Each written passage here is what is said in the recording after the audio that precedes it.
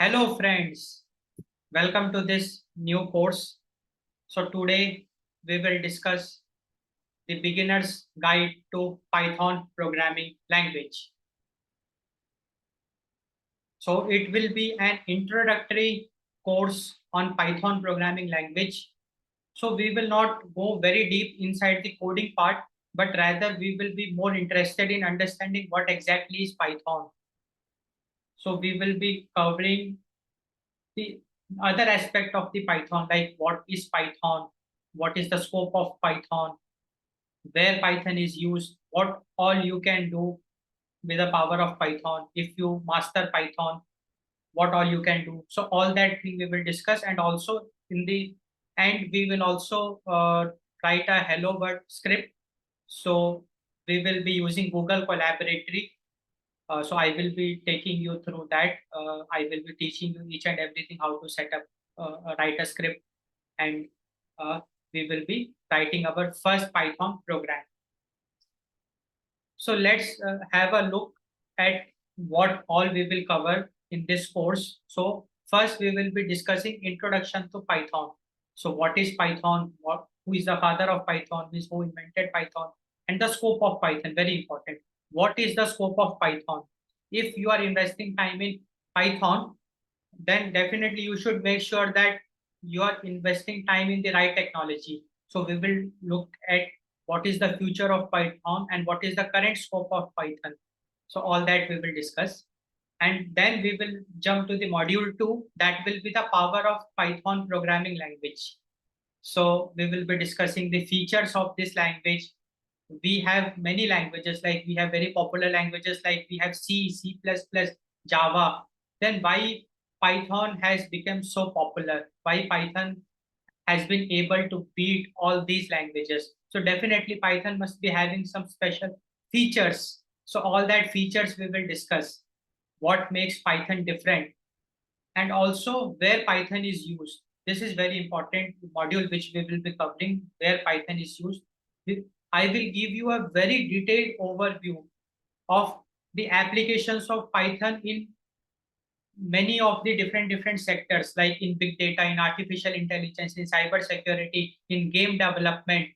So all different aspects, more than 10 aspects we will cover, and we will also discuss different libraries, different functionalities offered by Python programming language in order to solve problems in different domain. Like in biotechnology, we can implement Python, some libraries of Python. If you are curious about astronomy, you can implement Python programming language. So there are libraries using which you can prepare computational models for astronomy.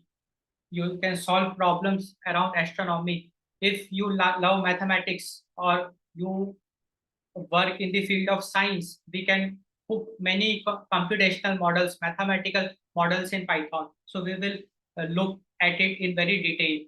Then we will look at the perks of being a good coder. Let us suppose you put a lots of efforts and you master coding, you become a very good coder, then what benefits you can get. So that all we will discuss. You see, knowing benefits is very important, because it is an inspiration. It inspires us. Oh, okay, if I master coding, all these things I can achieve. So it will be a inspiration for you. Hence, it is very important to know the perks of being a good coder. So that also we will discuss in detail. Then the last module for this course will be the Python interpreter. So now we will look into, okay, what is a Python interpreter? What is the difference between Python 2 version and Python 3? And we will also look how to install a Python interpreter on your local machine. And we will be looking online IDE. So one of the most popular online environment to run Python scripts is Google Colab. So you will love it. So I will take you through Google Colab, and we will be writing our first Hello World program, our first program in Python in Google Colab. So let's get started. So the first module is Introduction to Python Programming Language. Now the very basic question is, okay, what exactly is Python? What exactly is Python programming language? So let's try to understand that. So Python is a high-level programming language. And here you can see a code. So this code is written in Python. So you can see the code, I have highlighted it inside the rectangle. So this code is basically written in Python programming language. So if you will be coding in Python, you will be writing something like this. So the Python program looks like this. Now, what is the meaning of a high level programming language? Let's try to understand that.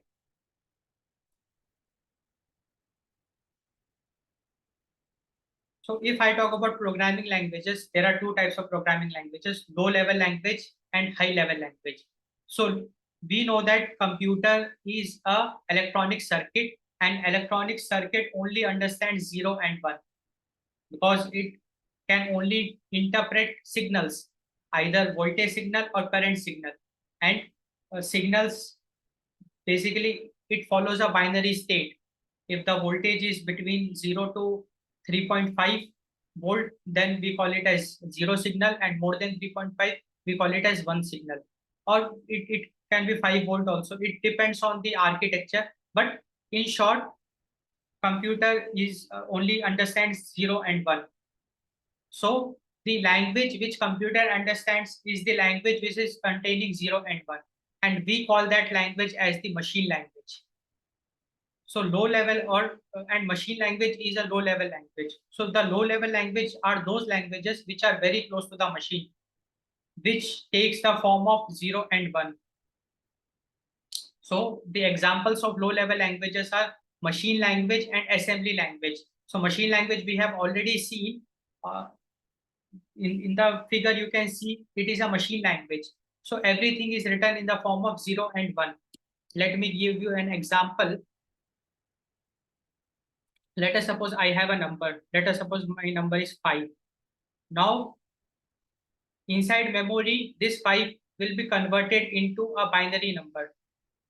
So, when you will convert this 5 into binary number, it will be something like this.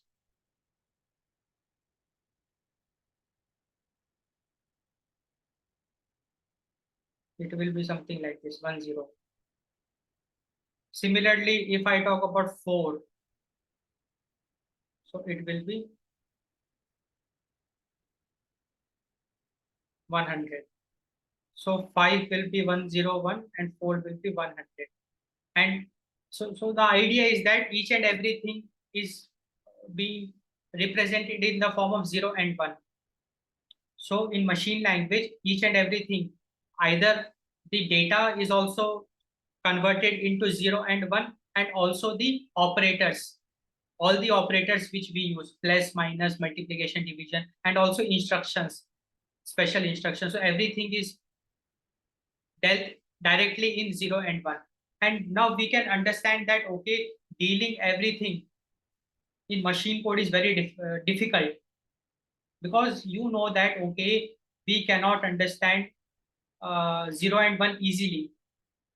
Remembering machine code for each and every instruction is very difficult. Remembering symbols like plus, minus, multiplication, division is very easy, or modulus. This is very easy. But if I tell you to remember machine code for addition, machine code for division, it will be very difficult to us. But in machine language, if you're programming in machine language, you have to do that. So that's why programming in machine language is very complex. It is very difficult. So in order to make the life easy of the developer, of the coder, assembly language was invented. So the idea of assembly language was, instead of remembering the machine code, every machine code was given a special name. Like if you want to use the plus operator, no need to write this machine code, but use add. This instruction you use, or subtract. So in assembly language, for all the instructions, we had a symbolic name like add, subtract, divide, shift. So these are some of the operations supported by assembly language, and many more operations it has. So the idea was that in assembly language, there is an assembler. So we just write a program in assembly language, and the benefit which we will get is that if you write a program in assembly language, you get rid of machine code. You can use the symbols. So using that symbols like add 5, 4. So 5 and 4 will be added. So this is easy rather than writing these numbers, this machine code. So in this way, you can write a complete program, and the assembler, what it will do, it will convert the program written in assembly language into the machine language. Because ultimately, computer understands only machine language. So assembler will do the tough work for you. What assembler will do, whatever program you have written in assembly language, it will just convert it into machine language. It's so simple. So it is very clear to us. And if I talk about low-level languages, machine language is a low-level language. Assembly language is a low-level language because it is more closer to the machine. Assembly language only did some fine-tuning. Only for some difficult machine code, we had symbolic notations. But definitely we wanted more ease of programming. We wanted coding to be more easy. There, the invention of high-level programming languages took place. So in high-level programming languages, we got more flexibility. Means more and more symbolic notations is being used, which makes the life of the developer easy. Let's try to look at it. So this is an example of high-level language. So here, looking at this example, we can very easily understand this code. So it is telling if I is less than 10, print true, else print false. So easy to understand. So here we are using so many symbolic notations, like we are using if, we are using some symbols less than, brackets, curly braces, print, we are using function, and semicolons we are using. So we are using many symbolic notations, and this symbolic notations is giving a rise to a new programming languages or set of new programming languages, and those set of new programming languages falls under the category of high level programming language. So high level programming languages are more user friendly. So we have C, C++, Java, and Python. So if I talk about high level programming languages, they are more friendly to the developer or the coder, and you can very easily code. Yeah. And also high level language supports some other aspects like object oriented programming. So object oriented programming, you might know that here we basically simulate the real world using objects. So every object will have states and behavior. So we model real world problem in the form of objects, and we develop softwares on this approach. So high level language high level languages follow different programming paradigms like functional programming, object oriented programming, event driven programming. So different aspects it follows, and Python is a high level programming language, and hence Python supports all these programming paradigms. We can write functional code, we can write object oriented code, event driven code. So all that is supported by Python. So now it is very clear to us that, okay, Python is high level programming language, and what it means, it is clear to us. Now the next point is Python is used to write code. So now what is the meaning of a code, or what is the meaning of coding? So let's try to understand that. Very easy to understand. So see, we know that computer is a dumb machine. It means computer cannot do anything on its own. In order to get the work done from the computer, you have to give it instructions. You have to feed instructions to it. So coding is giving instructions, instructing computer to carry out a task. So that is coding. So coding means instructions. So when you write code, you basically write instructions. So you can give instructions to computer using a language, and that language is called programming language. So what is a program? Set of instructions. So programming language is that language in which we can write instructions. We can give whatever instructions you want to give to the computer. So we have different programming languages like C, C++. So if you want to give instruction to the computer, you can give it in C programming language, C++, JavaScript, Java, and Python. So Python is a coding language. So Python is a programming language. So using Python, you can give instructions to the computer. So here you can see a small example of program written in Python. So every line is an instruction. As you can see here, so the first line is import random. So I am telling to import a random library, and random library will be containing some function. So we are importing that function. So import random. Then this is an instruction. This instruction is telling to generate a random number. So this function basically, it is generating a random number between 1 to 100, and whatever the number is getting generated, it is getting stored in this variable correct answer. So this is an instruction which is generating a random number between 1 to 100 and storing it in a variable. And this is a variable that is game over is equal to false. Now here this instruction, it is checking whether the value of game over is false, and we know that the value of game over is false because game over is equal to false. That it is true, then it will get inside it. And this instruction is basically taking an input from the user. It is telling the input to guess a number between 1 to 100, and whatever the user will guess the number, it will store it in this variable. So this is very clear to us. And here we will check if the number guessed by the user, whether it is equal to the random number generated by the computer. If both are equal, then compare answer, we will store right in compare answer, and game over will become true.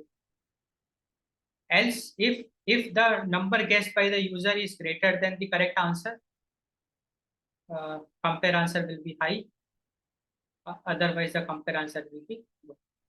So basically, the idea is just to give you a feel that okay, every instruction you are writing, so every line of code is an instruction. So every line of code is telling the computer to do something. So it is performing actions. So this is very clear. So with the power of coding, with the power of Python programming language, you can do whatever you want computationally. So with the power of Python programming language, computer can become your best friend. You can instruct computer to do work for you. It can schedule meetings. It can hit APIs where you can implement search. You can do online shopping. So you can do so many things with the power of Python programming language. So it is very clear to us that Python is a high-level programming language, and what it means, it is clear to us. Now the question is, who invented Python?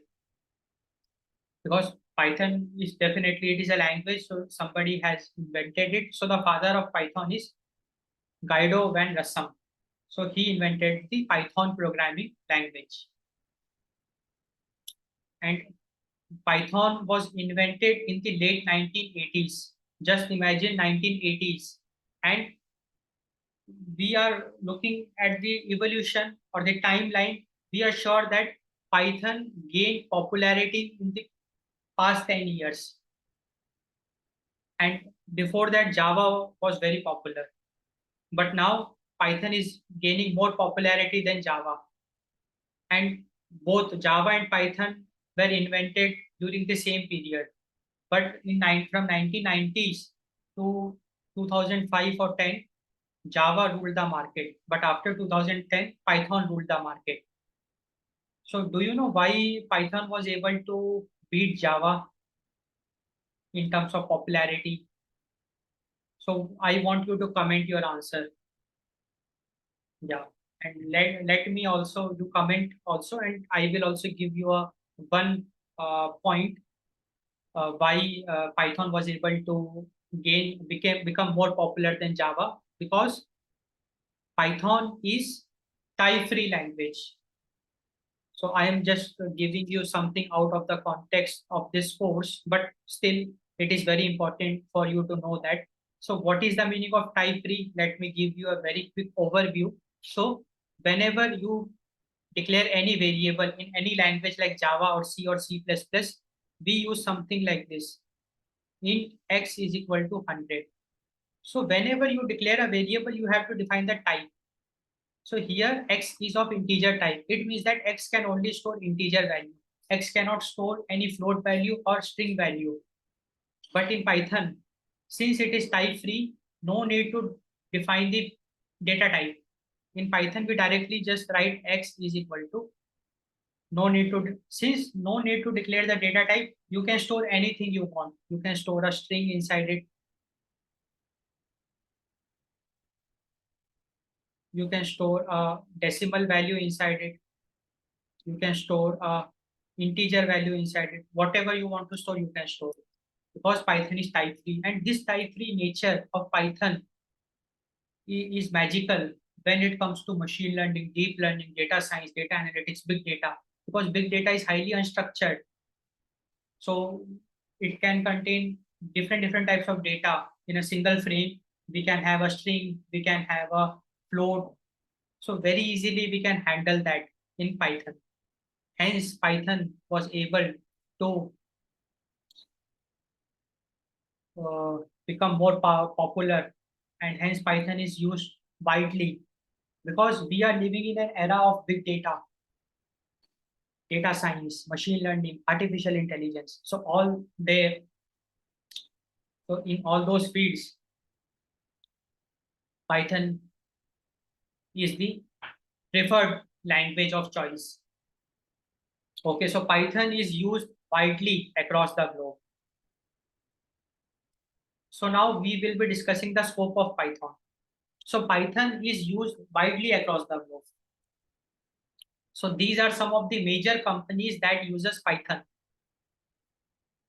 So as you can see, we have Instagram, Spotify, eBay, Capital One, Intel, Netflix, Dropbox, Google, Quora, Facebook, NASA, Amazon, Slack. So all the big tech giants, they are using Python programming language in their tech stack. It's a big thing. So if you master Python, you can imagine that you will be eligible for all these companies. Means you can work in all these companies. And also, Python is most in-demand programming language of 2022. So based on LinkedIn job postings in the United States of America and Europe. So what it means is LinkedIn, you know that each and every recruiter of either a small company or a big company, they use LinkedIn for recruitments. So they post jobs. So according to a survey in 2022, based on the job postings in United States and Europe, it was found that Python had the most number of job openings. So the dark blue color bar, which you can see, so the dark blue is of US job post, and the light blue is of Europe job post. So as you can see, US job post and European Economic Area job post. So whether you consider US or Europe, Python had the most number of job openings in 2020. So in US, it was more than 2 lakh. So in just 1 year, more than 2 lakh job openings in a country like US, which is a big thing. And in Europe, it was between 50,000 to 1 lakh. Then the second was Java, then JavaScript, C++, C Sharp, C, TypeScript, PHP, Perl, and Ruby. So data is telling us. So data is telling us Python is being used worldwide, and Python is the most popular language because it had the most number of job openings in 2022 in US and Europe. So now we are convinced that okay, Python, if you invest time and energy in Python, you are on the right track. You can achieve something big out of Python, out of the knowledge of Python programming language. Yeah. Okay, so we successfully completed the module 1. So in that we just look what is Python, who invented Python, and the scope of Python programming language. Now the next module is the power of Python programming language. So as you can see in the figure, you can see so many beautiful logos. So all these are Python libraries. So every library has got a different functionality, a different application. So all that we will cover in very detail. So this is going to be a very important module. Okay, so let's look into it. So first, let's try to look into the features of Python programming language. So what are the features of Python programming language? So the first feature is Python is easy. So when I tell easy, the meaning of easy is that easy to code. So you will so when you will code in Python, you will experience that in Java. Let us suppose in order to solve a problem, if you are writing 10 lines of code, the same problem you can solve in Python using 3 lines of code. And this is a fact. You might be surprised, but it is a fact. So Python has got so interesting features, language features, with which we can basically shorten the code and we can very easily write solutions to complex problems. Hence, Python is easy to code because in Python, there are no curly braces, there are no semicolon. Most of the errors, if you have done programming in C, C++, or Java, you might have experienced it that most of the times you get error because of missing semicolons or missing braces. So Python eliminates all these silly things, silly mistakes, because in Python there is no semicolon, braces, all that stuff is not present. So the first feature is Python is easy. Next, Python is expressive. So see, all the high-level programming languages are expressive. So Java is expressive. Similarly, Python is expressive. So what is the meaning of expressive is that looking at the code, we can very easily understand what is happening because code in itself, it is explaining what it is doing. Like we have seen an example where if else. So looking at the code, we got an idea of what the code is doing. The language is expressive. So this is very clear to us. Now, the next very important feature of Python is that it is free and open source. So see, it is an advantage. So it is free of cost. Means there is no need to pay to use Python or download Python. You can program in Python free of cost. So whatever code you want to write, so see how interesting it is. So Python is free, and whatever things we get for free, we take it for granted. But no, we should be thankful. We should be thankful that okay, Python is free of cost and so powerful language we have free of cost. So we have to put efforts to write some good code, develop some cool products out of it. And it is also open source. Now, what is the meaning of open source? So the meaning of open source is that the source code of the Python programming language is freely available. Now, what is the source code? See, Python is a programming language, so definitely it will be having a source code of its own. All the built-in functions used in Python will be having some definitions, a code for that. So that code is available on its official website. So the idea is that each and every chunk of code which belongs to the official Python programming language, it is available free of cost. So you can just download that code and you can tweak it. You can do whatever you want to do.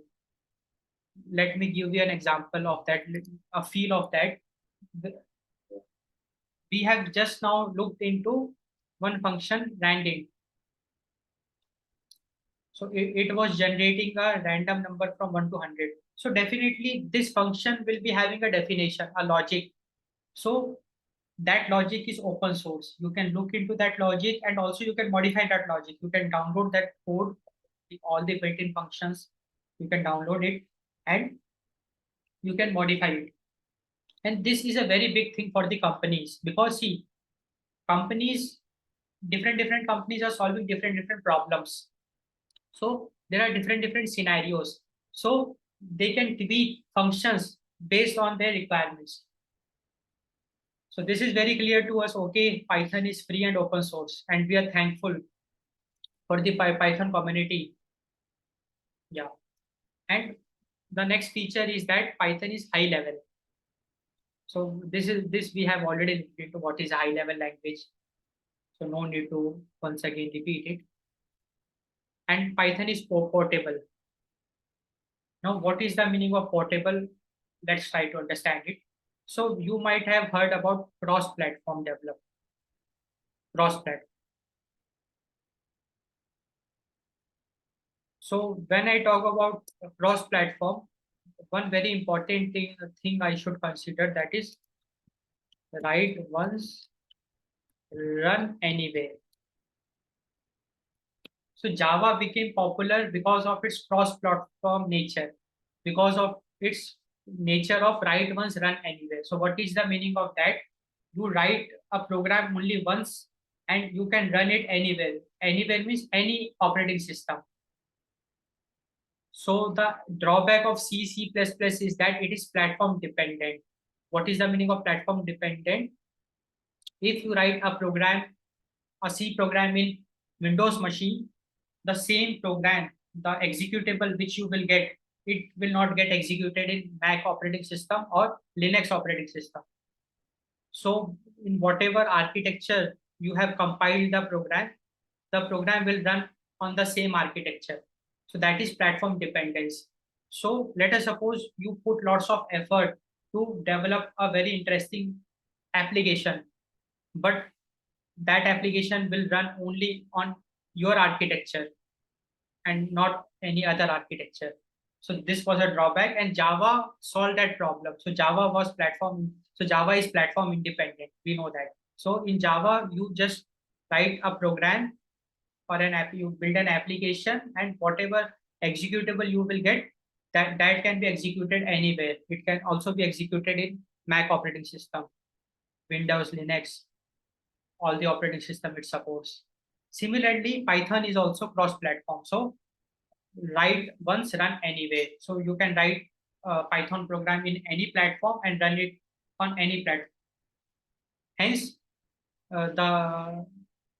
it is portable. Means we can port the code in different platform. We can run the programs in different platform and independent results. We can combine it also to make a final deployable application, a final deployable software, you can call it.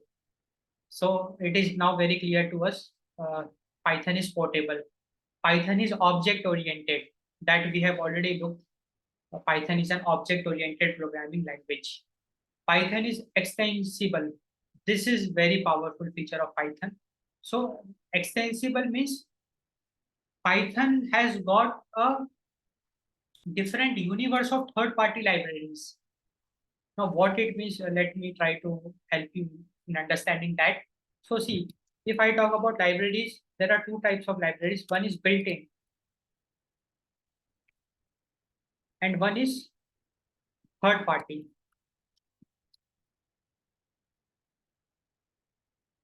So what is the meaning of built-in libraries? So see, when you will install Python you will also be installing built-in libraries. So built-in libraries are libraries which are packaged inside the Python itself. So there are many popular and useful built-in libraries. So we can directly call their functions. We can directly implement their functionalities inside our code, just like we did for randint. So that's a built-in. So import random. So random is a built-in library. We have OS, which is a built-in library. Datetime, different, so many built-in libraries we have. And let us suppose we want some special feature. Let us suppose you are curious about astronomy and you want to implement some cool functionalities in astronomy, and there are certain uh, functions in astronomy like calculating distances between between sun and earth. There can be many use cases. So developers, what they did, they implemented a third-party library for astronomy, in which you will get all the functions for astronomy. And so a third-party library is available for astronomy, for biotech, for computer vision. We have this OpenCV. So OpenCV is very popular third-party library for computer vision. So you can all the important image processing algorithms, it is implemented in OpenCV. Video processing algorithms, it is implemented in OpenCV. We have this scikit-learn, TensorFlow, all the machine learning algorithms you will get inside scikit-learn. So the beauty is that no need to implement any algorithm, just call the function, algorithm will run and give you the result. So third-party libraries are very powerful, and Python has got third-party libraries for all the computational tasks. Acha, you are interested in game development, you have third-party libraries for that. We will look in detail to that. So Extensible is very clear to us. In addition to the built-in libraries, there are third-party libraries all across the internet. You can very easily find it out. You can just install it using pip install. You can install any third-party library and you can start using its features. So this is very clear to us. Python is extensible. Python is embedded. So embedded, just to give you a basic idea, a feel of it, we can embed the Python code inside the C code. So for that we have Cython, Cython. We can embed the Python code inside the Java code. So all that is possible in Python. Interpreted. Now the next feature is Python is interpreted. What is the meaning of that? Let's quickly look into it. So if I talk about programming languages, there are two different types of programming languages on the way it is being converted into the machine code. So one class of programming language is compiled languages and the other class is interpreted languages. So in compiled languages, what happens is that entire source code, first it gets scanned, it be checked for error. If there is no error in the entire program, then only it will be compiled into an object code, or so it will be compiled. And we can run that object code. So the entire code will be run at, yeah. And in interpreted, we will not scan the entire program, but we will scan line by line. So first we will scan the first line for error, and if it is error free, we will execute that line. So this is very important. So let's try to understand it more clearly. So let's suppose I have a file, a program, and inside this I can write programs line by line, code with instructions. So if I talk about interpret, so interpreter, what it does, it will just first scan this line. If the line is error free, it will execute it, it will run it. So when I talk about interpretation, execution takes place line by line. And if I talk about compilation, Entire program is scanned, entire program is converted, and the entire program is executed. So this is the difference. It is very clear to us. So Python is interpreted. This makes Python very powerful. Interpretation. So now in Python, whatever you will write, you can execute lines separately, one by one. So this is very clear to us. The meaning of interpreted language. And Python has got large standard library. So standard library, you can call it as built-in libraries. So Python has got built-in libraries for different types of operations. Like for networking, we have built-in libraries. For graphical user interface, we have built-in libraries. For system utilities, we have different built-in libraries. So we have got a built-in library, lots and lots of built-in libraries we have got in Python. And Python also has got support for graphical user interface program. So graphical user interface, you know that Windows and all, you have used software, different softwares you have used. So software will have a look and feel. It will have some buttons, all that graphical user interface that we can design in Python. It supports that. And the last very powerful feature of Python is that it is dynamically typed, or we can call it as type free or dynamically typed. So let's once again look into it. What is the meaning of dynamically typed language? So what is the meaning of dynamically typed?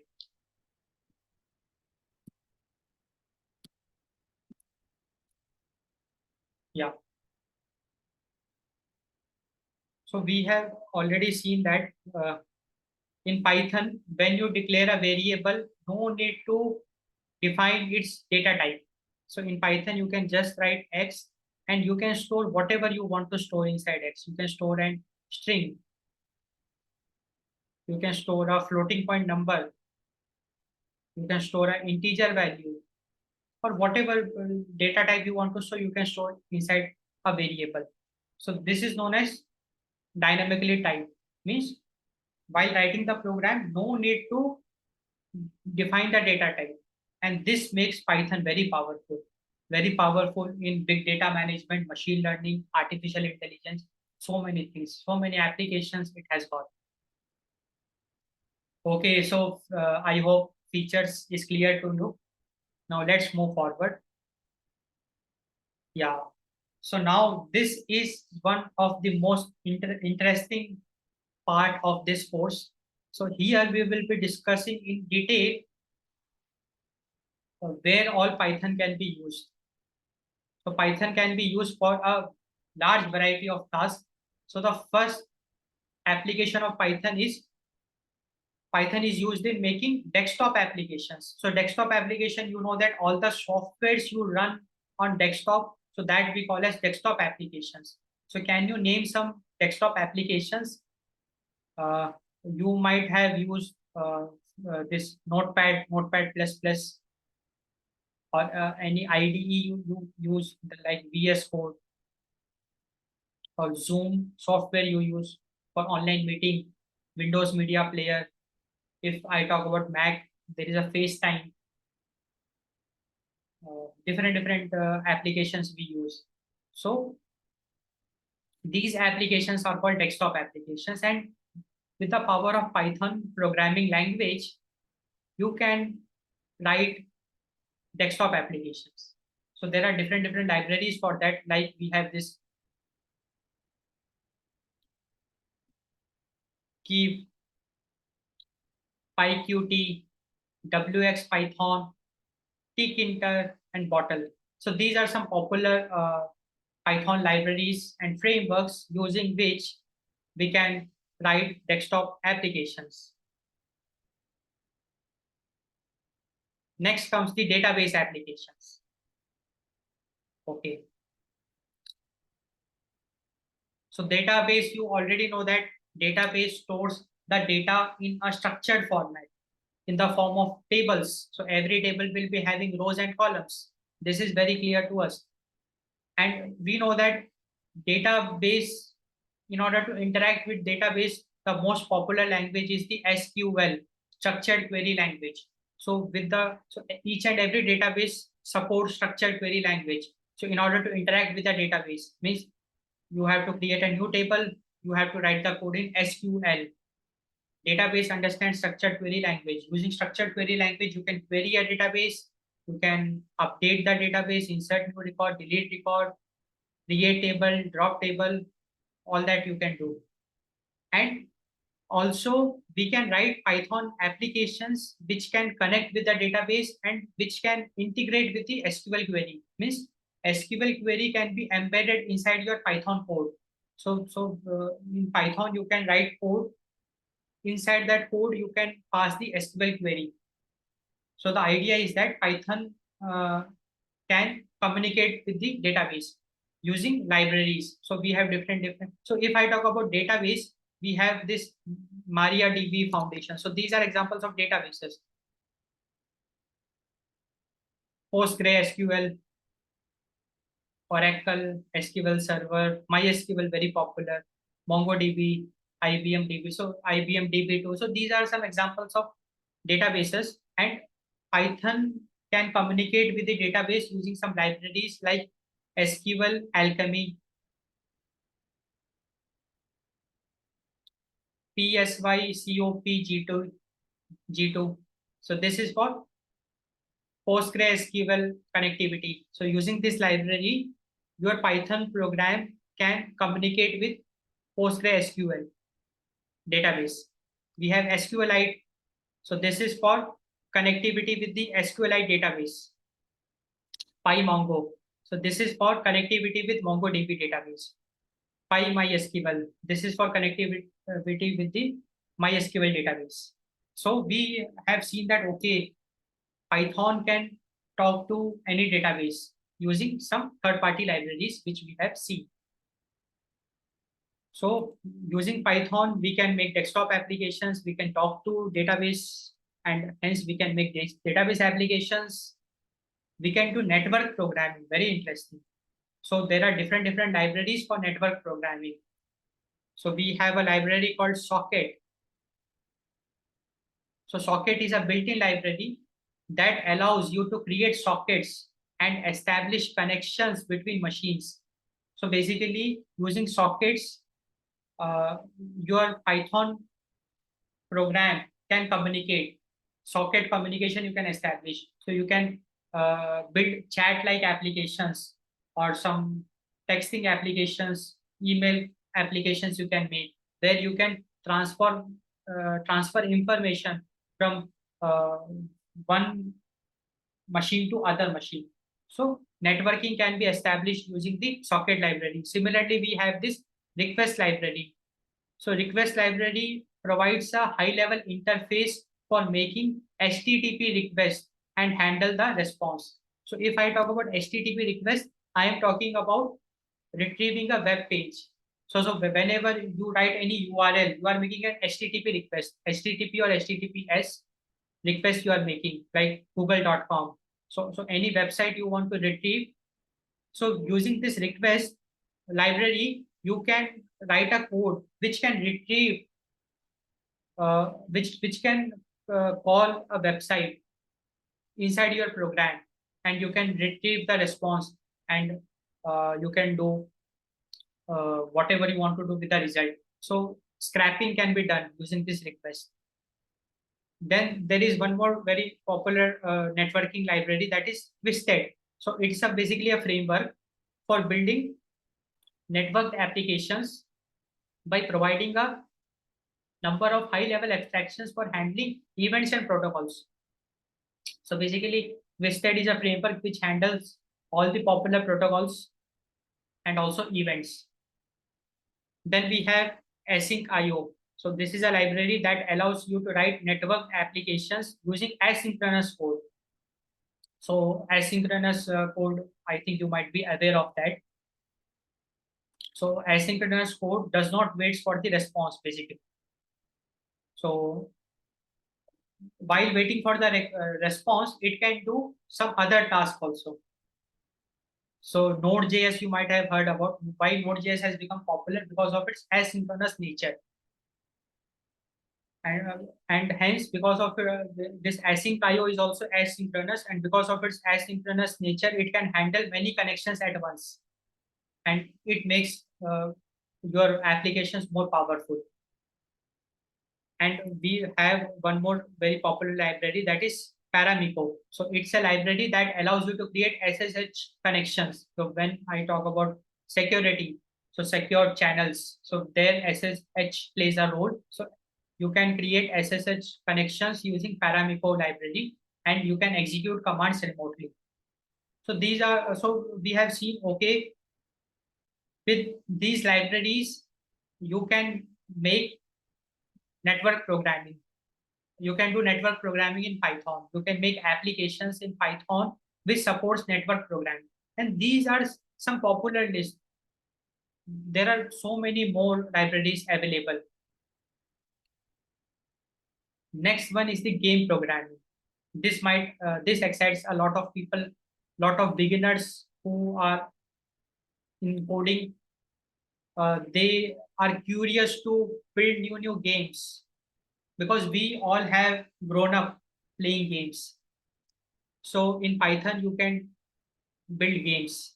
So using libraries. So we have a very popular library in Python, which is called Pygame. It provides a set of tools and functions for creating 2D games. So we can write 2D games in Pygame, and we can control graphics, sound, and input handling. So Pygame. We have Panda 3D. So as the name suggests, 3D. So using this library, we can develop 3D games, simulations. We can do some physics. We can do rendering and animations. So all that is supported by this Panda 3D. Then we have this PyOpenGL. So PyOpenGL is a Python wrapper for the OpenGL graphics API. It allows you to create 2D and 3D graphics in Python using OpenGL. Then we have this arcade library. So it is specifically used for creating arcade games. Arcade games, you might have seen puzzle games, 2D games. So arcade games we can develop using arcade library. Then we have this Pyglet, Pyglet. So it provides a set of tools for handling graphics, audio, and input, and includes support for OpenGL. So we have seen some popular libraries using which you can make 2D games, 3D games. You can simulate physics engines. You can do rendering. You can create arcade games. So just feel the power of Python. Next, with our knowledge of Python, you can do web scraping. So web scraping, you know that we can scrap the data of the websites, and when it is very useful in many scenarios. We can get data from scraping the websites, because websites contains lots of information. Just look at Wikipedia. If you are able to scrap Wikipedia, then you can have knowledge which ChatGPT is having. Not the entire knowledge, because ChatGPT, you know that it can also write programs for you. It can do some creative task. That is definitely an advanced feature, but all the facts and information, so that Wikipedia also has got it. So if you are able to scrap the entire Wikipedia, and then you can definitely develop a chatbot which can answer questions which it can find in Wikipedia. So with scrapping, we can extract the data. So there are different tools. So we have this beautiful soap. So this is very popular tool, beautiful soap. So it is a library that allows you to navigate the web, search, parse HTML and XML documents. So basically we can navigate the HTML documents, we can search for specific patterns, and we can parse the HTML and XML documents using the beautiful SOAP library. Then we have this Scrappy. So it's a framework that allows you to crawl websites, extract data from web pages, and store the data in various formats. Then we have this Selenium. It's a library that allows you to automate web browsers. So Selenium is an automation tool. It's used in testing, and also we can use it in scrapping. So in Selenium, we can write some rules. So based on that rule, now you don't need to do anything. Program will automatically do the work for you. It will click, it will do some task based on the rules given to it. So Selenium is used to automate web browsers, and using this automation, you can scrap the websites using Selenium. Then we have this LXML. So it's a library that allows you to parse HTML and XML documents. It is faster than Beautiful Soap, making it ideal for scrapping large amounts of data. So basically, see, parsing is done by Beautiful Soap also, but LXML is faster than Beautiful Soap. So this is very clear to us.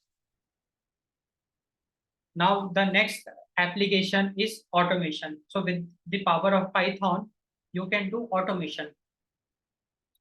Automation, you know that automation is the task is done automatically. No need for any manual intervention. So that is automation. So here you can see we have different libraries, like we have this PyAutoGUI.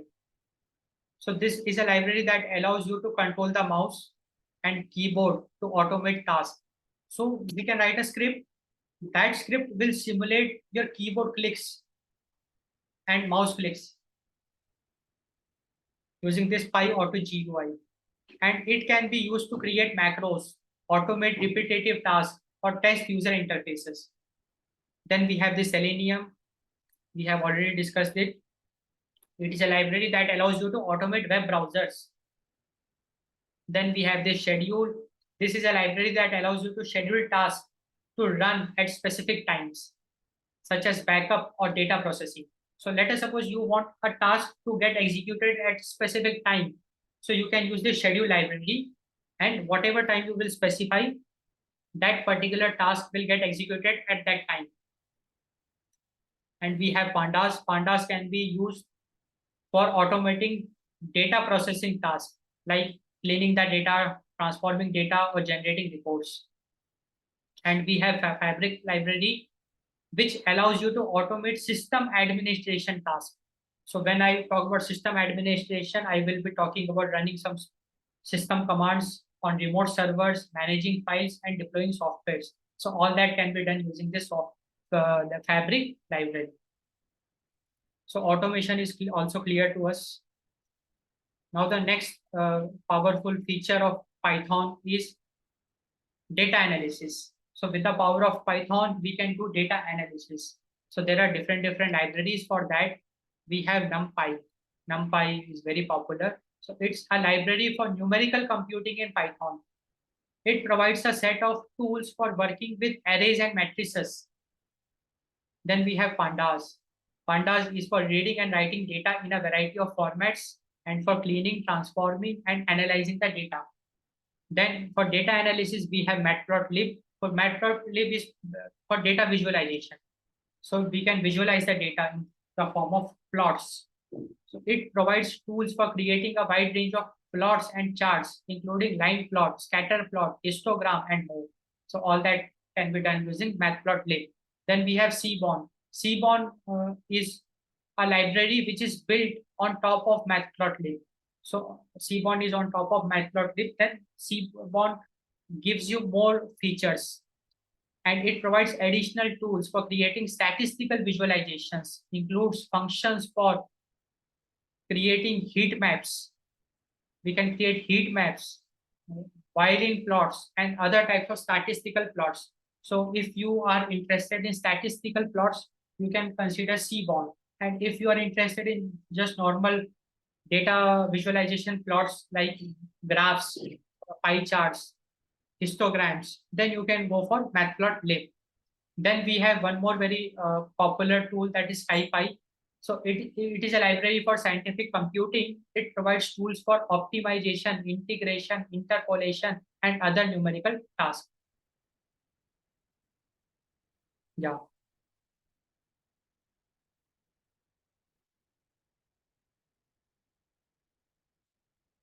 Now the next thing which you can do with the power of Python, that is artificial intelligence.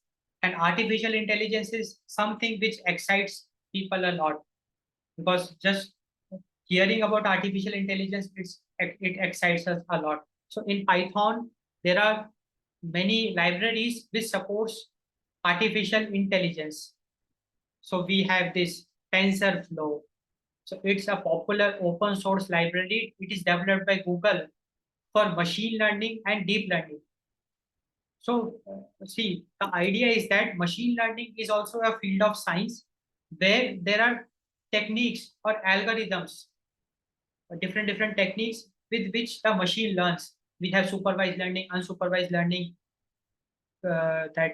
regression, logistic regression, linear regression, clustering, k-mean clustering, different support vector machines, different techniques are there. So for every technique, there is an algorithm, there is a procedure. So all the implemented procedures you can get from this TensorFlow or all these libraries. So TensorFlow has got implementation of machine learning and deep learning algorithms. So you just have to call that functions. No need to implement a standard algorithm from scratch. All the standard algorithms are implemented already. You just have to use it using these libraries. Hence, it makes so easy to make a AI application. You can very easily code a AI tool using Python with the help of these libraries. Then we have this PyTorch. It's an open source library. It is developed by Facebook for building machine learning and deep learning models. Then we have this Keras. It's a high-level API built on top of TensorFlow and can be used to build a variety of machine learning models, including convolutional neural networks and recurrent neural networks, RNN, CNN, and RNN. Then we have this scikit-learn. It's a machine learning library in Python. So scikit-learn is only for machine learning. It provides tools for classification, regression, clustering, and more.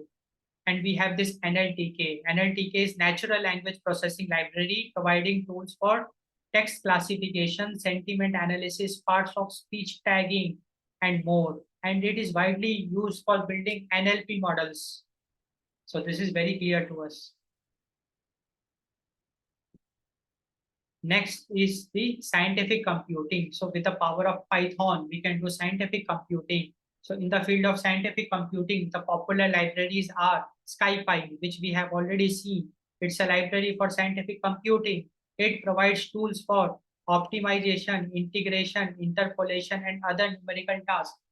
Then we have this SymPy. SymPy is a library for symbolic mathematics used for mathematical modeling. It provides tools for symbolic differentiation, integration, simplification, and SymPy. Then we have Matplotlib. We have already seen. It is a tool for data visualization. We can visualize plots like histograms, pie charts, bar graphs using Matplotlib. Then we have this Python.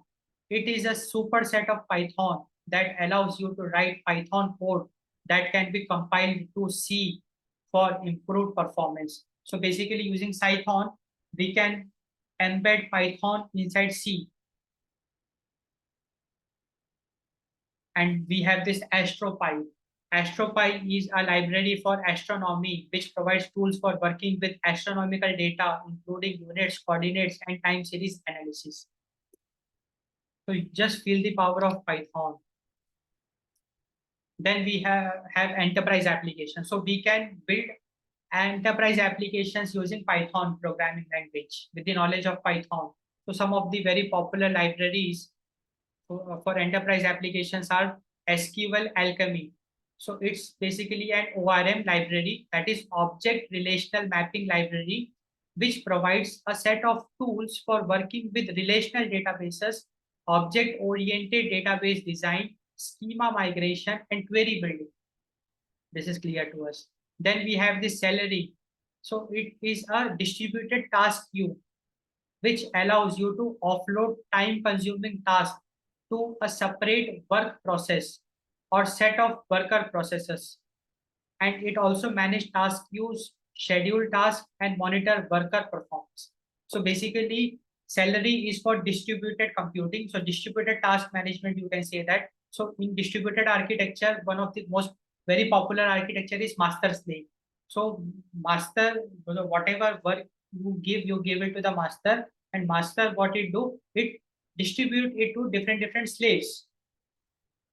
So all that kind of an architecture, or that can be, you can code it using Celery. So Celery has got different provisions for managing task queue, scheduling tasks, monitoring worker performance, and queuing. So all that we can do. Then we have this Airflow. Airflow is a platform to programmatically author, schedule, and monitor workflows. So we can write workflow. So workflow, you can say it's a set of tasks. We can write workflow, we can schedule a workflow, and we can monitor the workflow.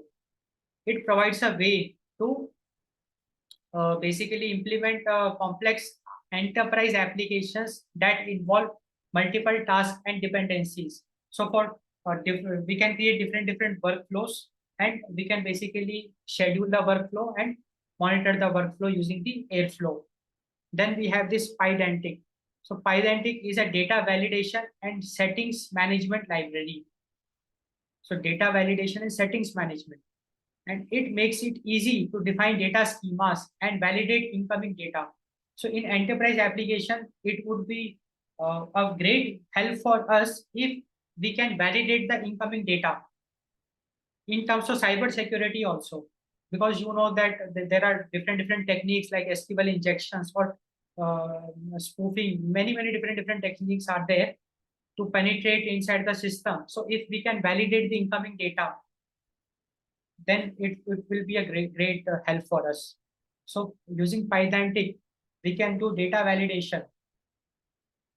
It is particularly useful for building complex enterprise applications that require strong data validation and management capabilities. So all that can be done using Pydantic. Yeah. Now the next very important application is big data management. So with the power of Python, we can write big data applications. And for that, we have very popular libraries like PySpark. So PySpark is a Python library for working with Apache Spark, which allows you to work with large data sets, including distributed data processing, machine learning, and graph processing. So PySpark, you might have heard about it. So it is 50 times more faster. 50 is just a number. It can be 150 also, based on some configuration cluster, that cluster configuration. But it is much more powerful, much more faster than traditional SQL queries. So PySpark is basically used for SQL in big data. Because in big data, there is petabytes of data. In order to search any record on petabytes of data, it will take years in a traditional architecture. But PySpark has got some optimized architecture where we can do SQL on big data. We can do machine learning on big data. We can do graph processing.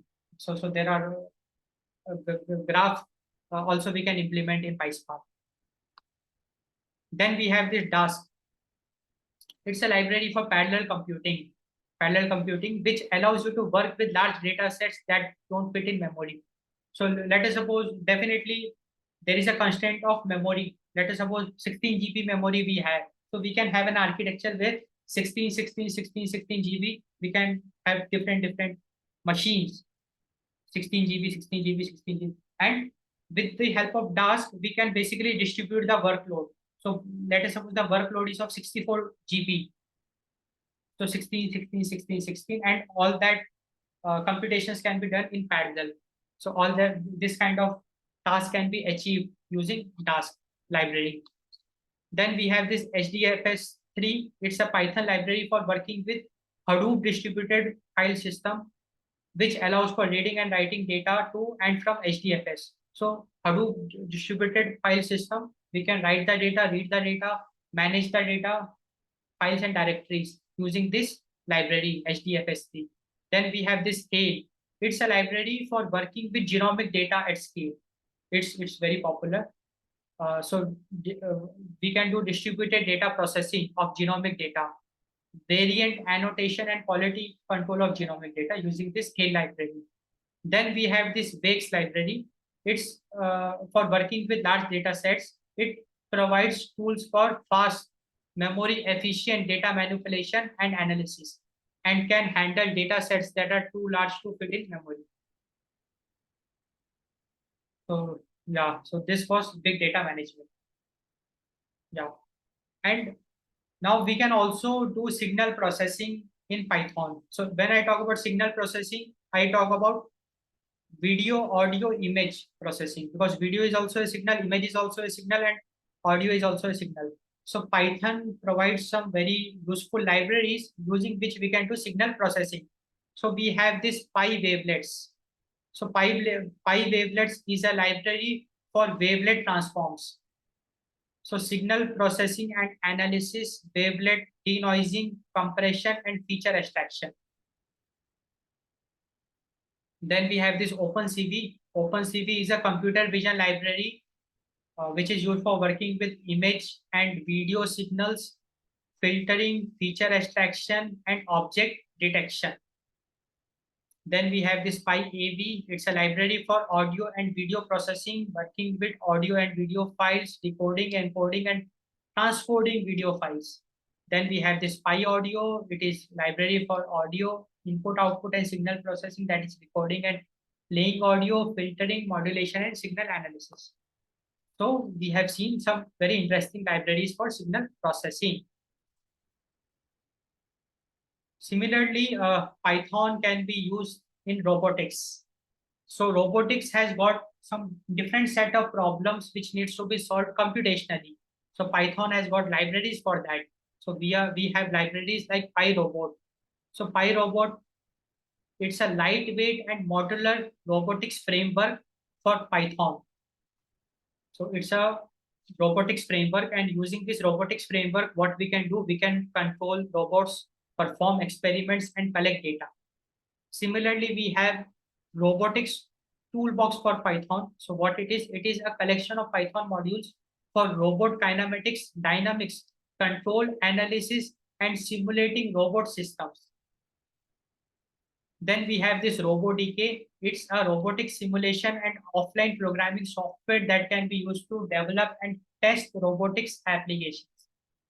Then we have this PyBullet. It's a physics engine and simulator that can be used for robot simulation and control, like simulating robots, environments, and physics.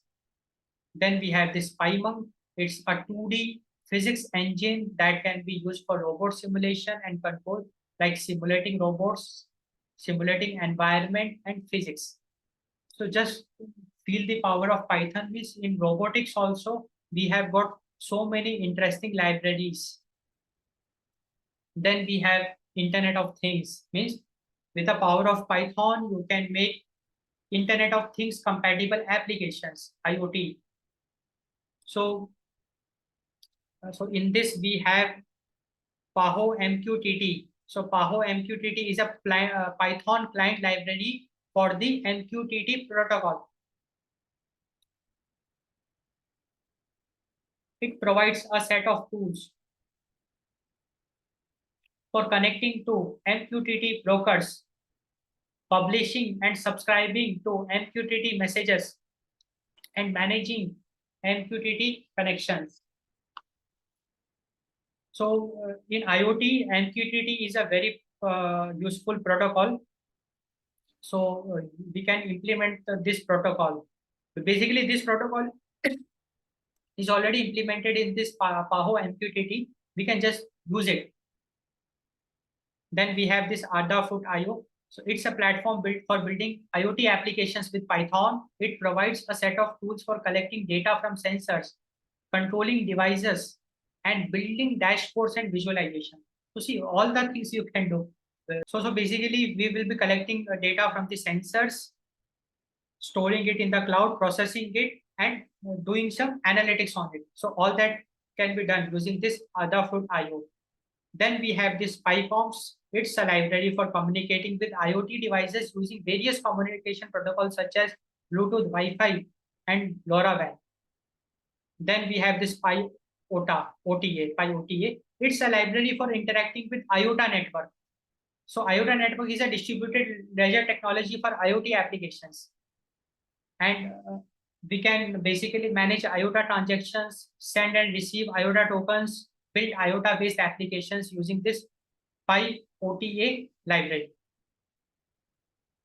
Then we have this Zenith.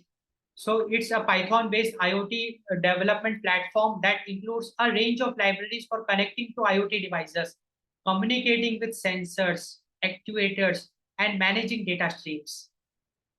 So we have seen that, okay, with Python, we can also build IoT applications. And next very popular one is web development. So we can definitely do web development in Python. We have many frameworks for that. We have Django.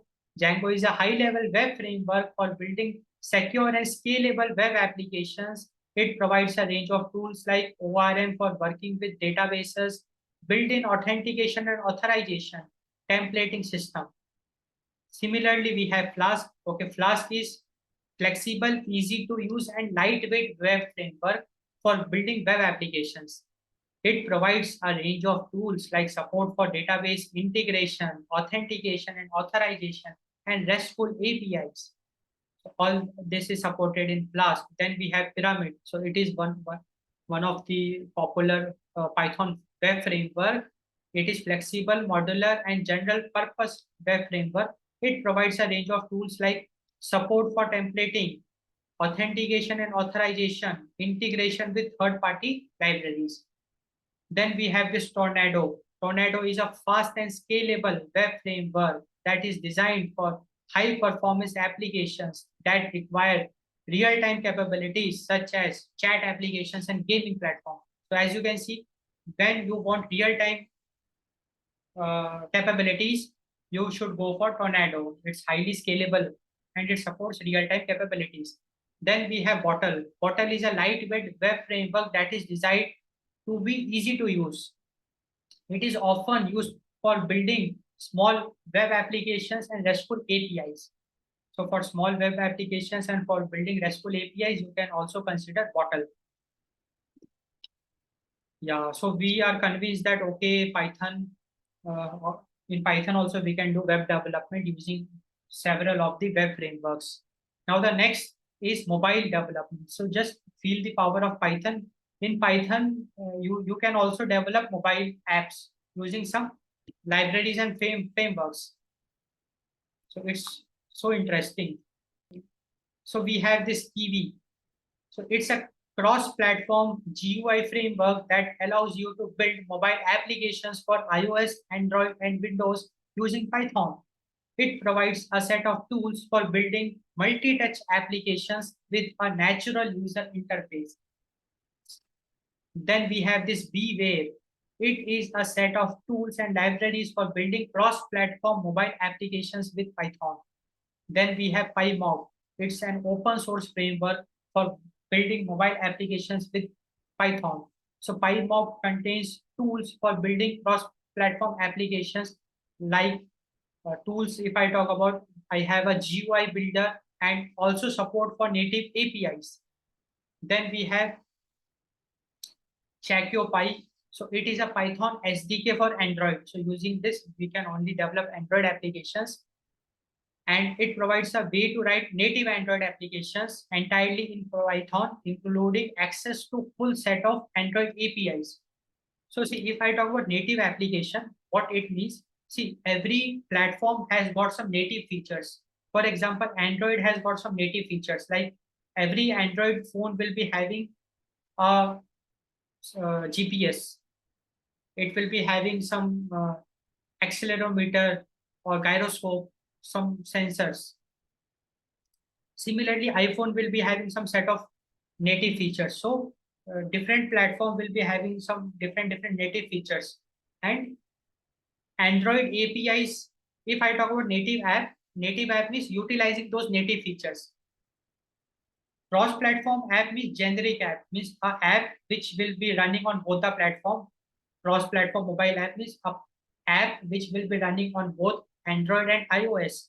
And if I talk about native feature, it means the cross-platform application will be utilizing the native features of Android when it will run on Android operating system, and the same application will be utilizing the native features of iOS when it will be running on the iOS operating system. So see the magic. So powerful it is. Then we have this PyJNIUS. So it's a library that allows you to call Java code from Python. So we can call Java code from Python. It provides a way to build mobile applications for Android using Python while still accessing the full set of Android APIs. Okay. So now we are convinced that, and we appreciate the power of Python. So all these set of applications we can develop using Python. So the next very important point in the power of Python is that, see, by learning Python programming language, you can become a good coder. And we are convinced if you master all that thing, then you will become a master, you will become a genius coder. So, and now the question is, okay, I will put effort and I will become a good coder. Then what benefits I will get? So now we will discuss the perks of being a good coder. So the first perk is attractive salaries. So if you become a good coder, you can get attractive salaries. So the annual salaries of Python coders in different parts of the world. So in United States, the average salary is between $85,000 to $150,000. In United Kingdom, it is 40,000 pounds to 70,000 pounds. In Australia, it is 80,000 Australian dollars to 130,000 Australian dollars.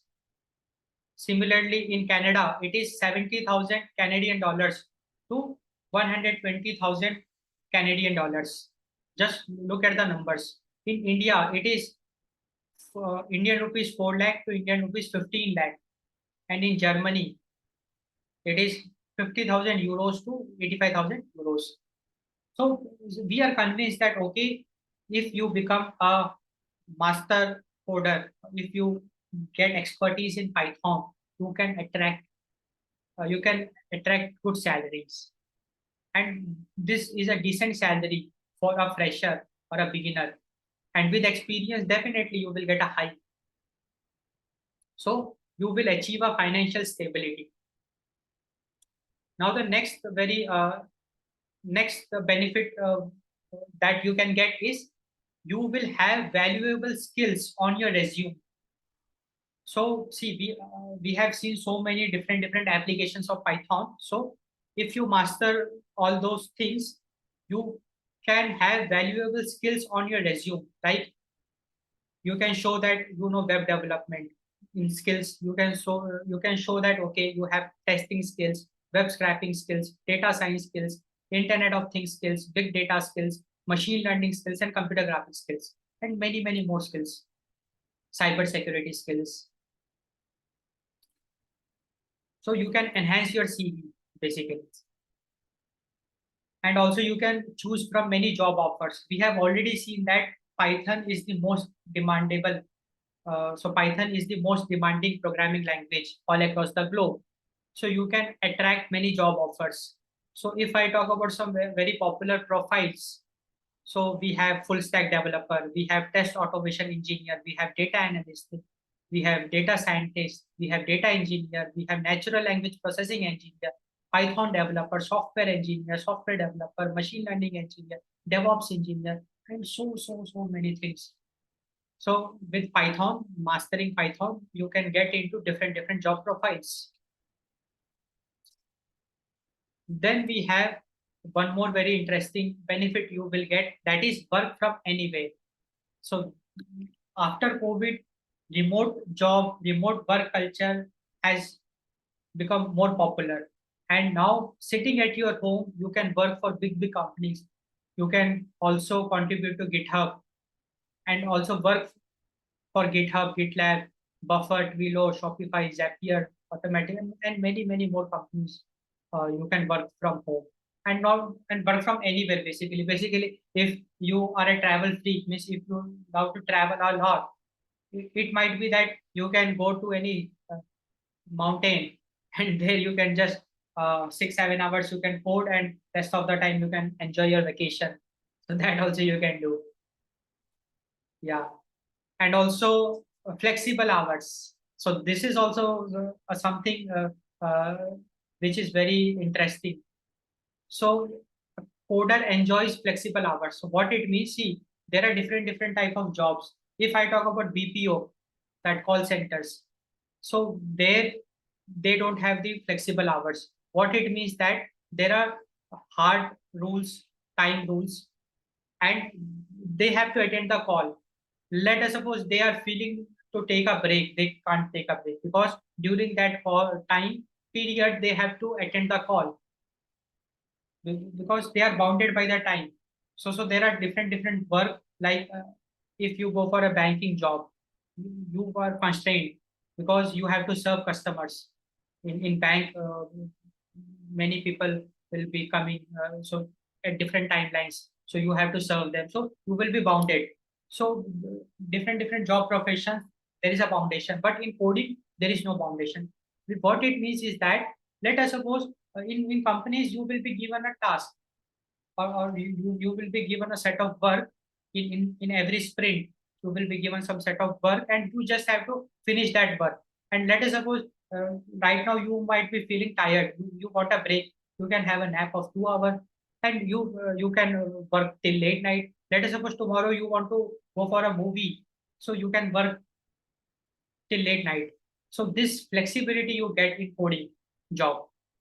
So as a coder, you will enjoy flexible hours, and this is a very powerful thing. And we can express creativity. So in the benefit of a coder is that you can express your creativity. So you can build cool stuff. You can build some cool products. We are using so many interesting tools like you use YouTube, we use Chat GPT. So just look at Chat GPT. So it is also being built na, by coding. So we can express our creativity in the form of code, in the form of a product or a service, which we can build. Then we can automate things. So using the power of coding. So if you become a good coder, you can automate lots of your daily work, like reading and writing files, consolidating tasks, interacting with APIs, web scraping, organizing data, reformatting. So basically, we can automate things. And one of the most powerful benefit you will get, you will become a problem solver. You can solve real world problems computationally. With the power of coding, you can solve real world problems computationally, and this is a very big thing. Ultimately, our goal is to solve the problems of the society. We we get education, and now we have to give back to the society. So how we can give back? By contributing in the evolution in whatever way we can. So we can solve real world problems computationally. And we have seen the power of Python, its applications in different fields. So in every field, using the skill set, the knowledge, we can solve the problems. And this is what we have to do. Yes, so this was about the perks of being a good coder. And yeah, and now I hope that you are convinced of putting efforts in mastering Python programming language. Because if you put effort with sincere dedication, then definitely you can do wonders in your life. You can take your career to the next level. And we live in a world of open source contributions. So if you master skills, you can contribute to open source projects from where you can get visibility and hence you can attract some job offers. Yeah. Now we will be jumping into the last module of this course, that is the Python interpreter. So now the first very basic question is, what is the meaning of a Python interpreter? So this diagram will help us to understand the Python interpreter. So see, in Python program, we write a program in a source file. So basically we write the code. So code is set of instructions. So we write the set of instructions inside a file, and we call that file as the source file. Now we know that computer understands only machine code. So definitely whatever you will write in the Python code, computer will not understand. So we need a mechanism to convert that source code into machine code. So that mechanism is Python interpreter. So Python interpreter is a tool. So this is the Python interpreter, as you can see here. So this is the Python interpreter. So Python interpreter is a tool which contains a compiler, a virtual machine, and virtual machine will be containing some library modules. So the idea is that Python interpreter will take your source file, and line by line, it will convert every code into bytecode. So bytecode, you can say it is the machine code. And that bytecode will be given to the virtual machine, and virtual machine will execute the bytecode. And when it will execute, you will get the program will start running, and you will also get some output.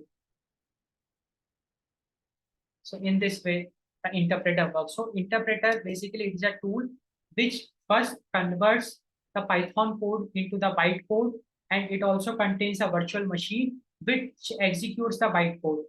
And virtual machine will be having different library modules. We got an idea that, okay, using Python interpreter, basically we will be converting our source code into the machine understandable code and also running the code. So Python interpreter not only just converts the code, it also executes the code line by line.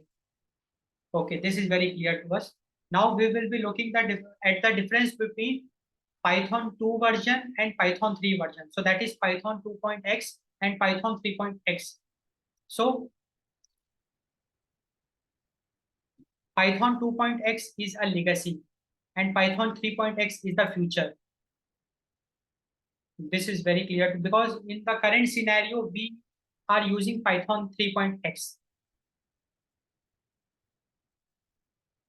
And if I talk about libraries, so there is a difference in library. Definitely Python 3 will be having some more advanced libraries as compared to Python 2, because Python 3 is the advanced version of Python 2. So definitely Python 3 will be having some additional libraries which is not there in Python 2. Python 3 supports Unicode, whereas Python 2 supports only ASCII. So see, ASCII, you know that there is a limitation. In ASCII, there is a limitation of 256 characters.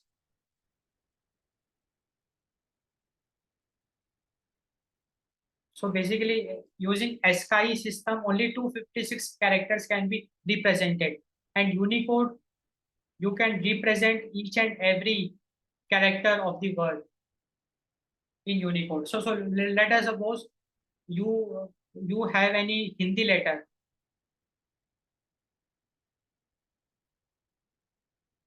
So that can be represented by Unicode. Any Chinese letter can be represented by Unicode. Any English alphabet.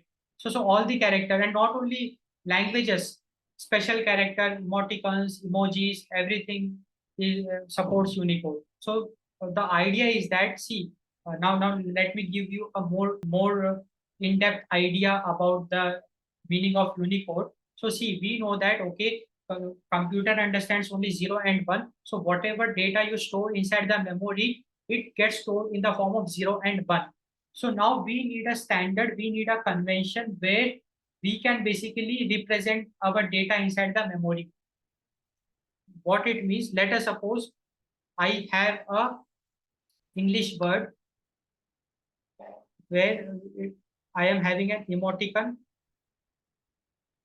and a word and one more emoticon.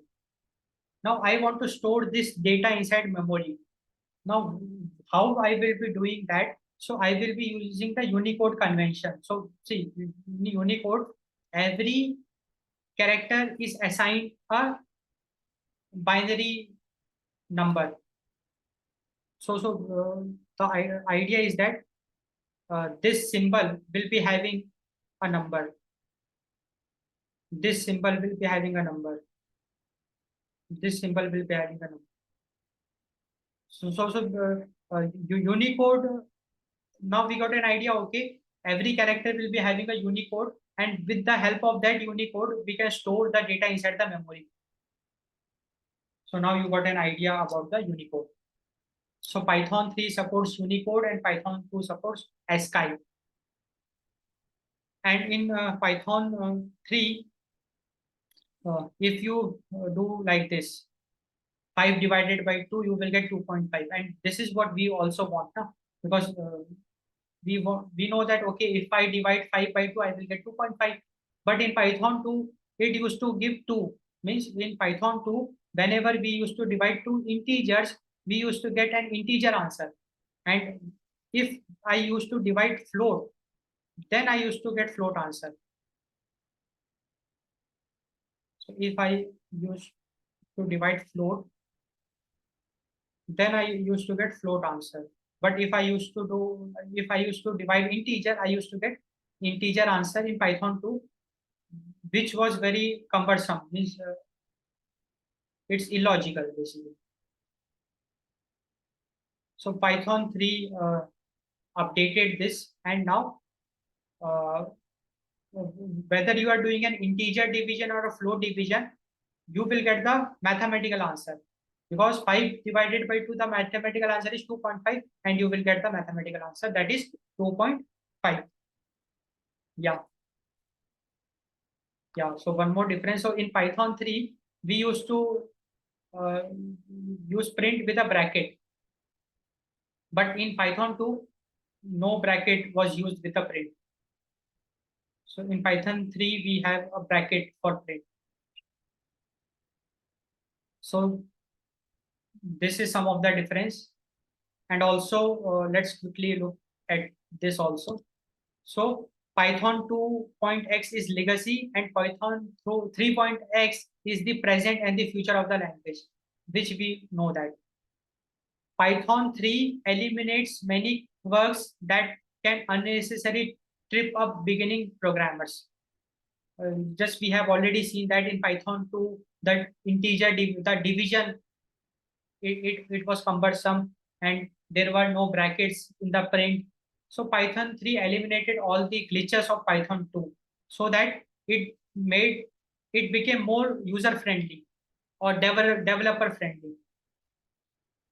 And also Python 2 is still currently used worldwide, because see, Python is not a thing of now.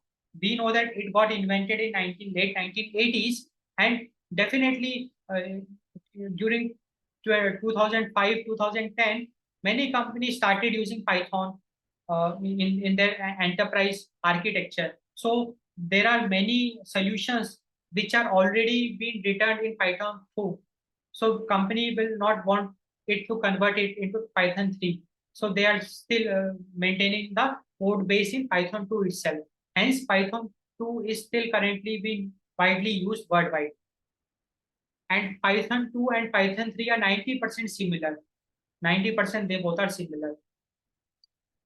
So if you learn Python 3, you will not have any problem in understanding Python 2. So this is also very interesting. So I will suggest you to master Python 3, because with Python 3, Python 2 you will automatically understand, because 90% both are similar. Yeah. So this is also very clear to us. Now we have seen, okay, what is a Python interpreter? We have seen the difference between Python 2.x and Python 3.x. Now we have to install the Python interpreter. So installing the Python interpreter is very easy. You just have to visit this site. So the site is www.python.org downloads. So we can visit this site. So when you will visit, you will get an interface like this, and definitely you will be installing the Python 3 version. So as of now, the current version of Python is 3.11.2. So you can directly download it. And it will automatically detect your operating system. Since I am using Mac, it is telling me, okay, for Mac OS. If you are using Windows, it will directly uh, identify it. And also you can go to this downloads button, this section, and here you can have lots of more options. Means you can also install a particular version. Means let us suppose you want to install Python 3.6, you can get it over here, and you can choose the operating system, and you just click on it, it will get installed, and just double click and install it, just like we install a normal software. So easy to install. So installing the Python interpreter on your local machine is very easy, and the link, it is the official website. So just go to the official website, go to the downloads, and from there you can just first install the installer and double click the installer, and just install the interpreter, and you will have the interpreter. Yeah. So I love coding on the fly. So I always prefer a online IDE where the interpreter, where there is no need to install anything on my laptop. So if I talk about online interpreter, I have this Google Colab. So Google Colab is a very powerful online interpreter for Python. So the idea is that you just have to visit the Google Colab and start writing your code, and we can save it also. So we can save our program. Now the program will be running on a interpreter which is there with the Google Colab itself. No need to install the interpreter on your local machine. And also your program will be stored on the cloud. So in this course, we will be using Google Colab, Google Collaboratory to write our first program in Python. So let's jump into the Google Colab. So using this link, we can access the Google Colab. So let's look into it. So as you can see my screen, so I am inside the Google Colab. So here basically what you have to do, first you have to create a script. So just go to the file and click on new notebook.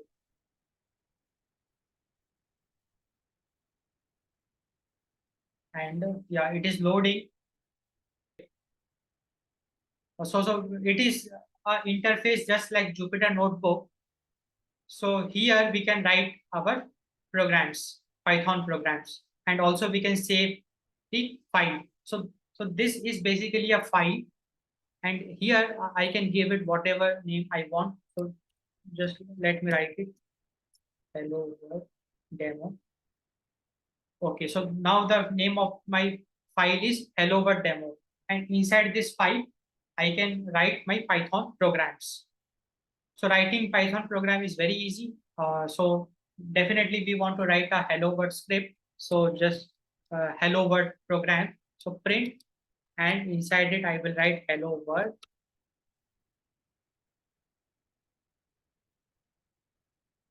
And I will just run it. So first time, yeah.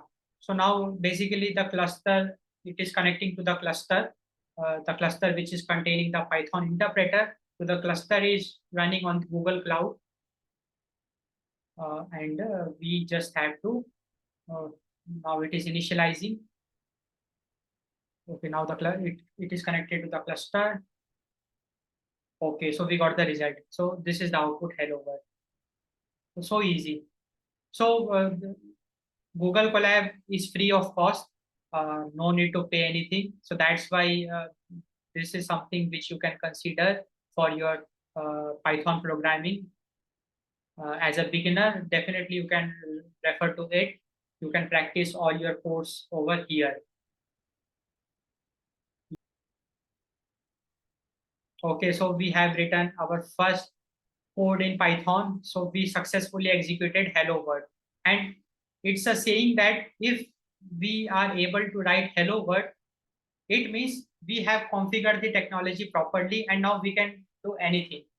So since we have implemented the hello world script, now you are ready to go and ready to master Python programming language. Yeah, so this was about the course. So we have come to the end of the course. So in this course, we have seen, first we looked into the introduction to Python programming language, where we have seen what is Python, father of Python, scope of Python. Then we have seen the power of Python programming language, where we have seen the features of Python, different applications of Python, and also perks of being a good coder. Then in module 3, we have seen, okay, what is a Python interpreter? What is the difference between Python 2 and Python 3?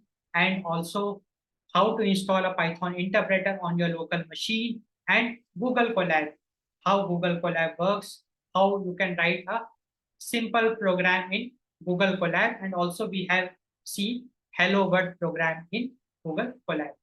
Okay, now I want you to like this video, subscribe to my channel. Please subscribe my channel. I will be uploading many more courses on Python, wherein I will be teaching you in-depth concepts like data types, built-in data type, string data type, and also data analysis in Python, file handling. In fact, I will be cooking many different types of courses on Python and also on third-party libraries. So subscribe to my YouTube channel, uh, give comments, your feedbacks, suggestions, like my video, share it in your circle. Okay, so thanks for watching. Thanks for your time.